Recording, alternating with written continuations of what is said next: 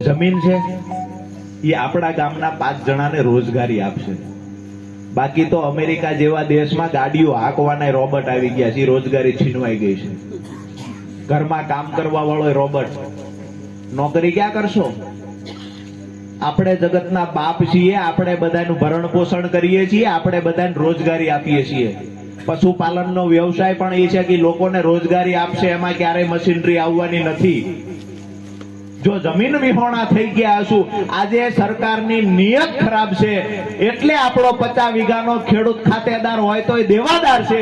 એક સમય એવો આવશે, તમે રાજુ કરપડાને યાદ કરજો, જેવી સરકાર બદલાશે 5 વર્ષનો ખાતેદાર હશે ને તો એને ત્યાં આઈપીએસ અધિકારીઓ કહેતા હશે કે મારે મારી દીકરી ખેડૂતના ઘરે દેવી છે, તેથી આપણા સપના પૂરા થાય છે।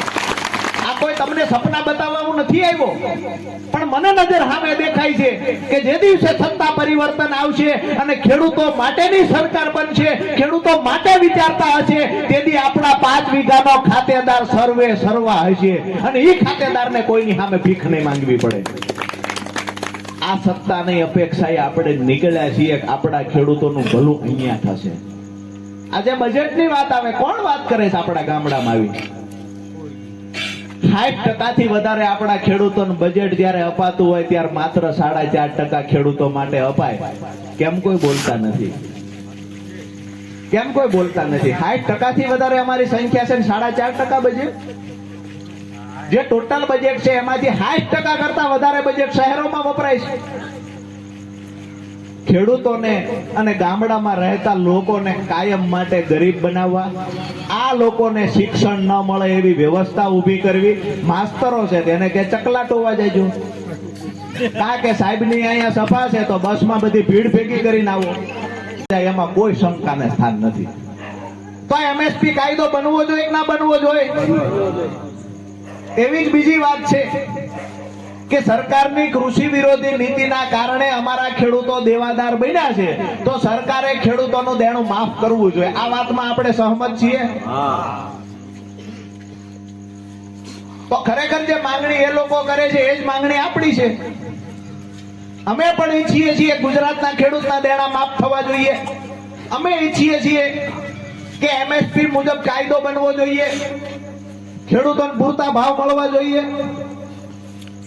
સૌથી મહત્વની વાત છે કે સિંચાઈના પાણી મુદ્દે અત્યારે હાલ ગામડે ગામડે જે આપણે એક સંગઠન બનાવીએ છીએ, તો જ્યારે અમે આભાર માનવા જઈએ છીએ ત્યારે એ વાત પણ અમે સાથે લઈને જઈએ છીએ, કાયમી ધોરણે સિંચાઈનું પાણી મળી રહે એ માટેની આગામી દિવસોમાં લડાઈ મજબૂતાઈથી લડવાની છે। આ મીટિંગો કરીએ છીએ એનાથી જો સરકાર સમજે તો ઠીક છે, નિંદરમાંથી ઉઠે તો ઠીક છે, નહીતર આવતા દિવસોમાં તાકાતથી લડવાની આપણી તૈયારી છે।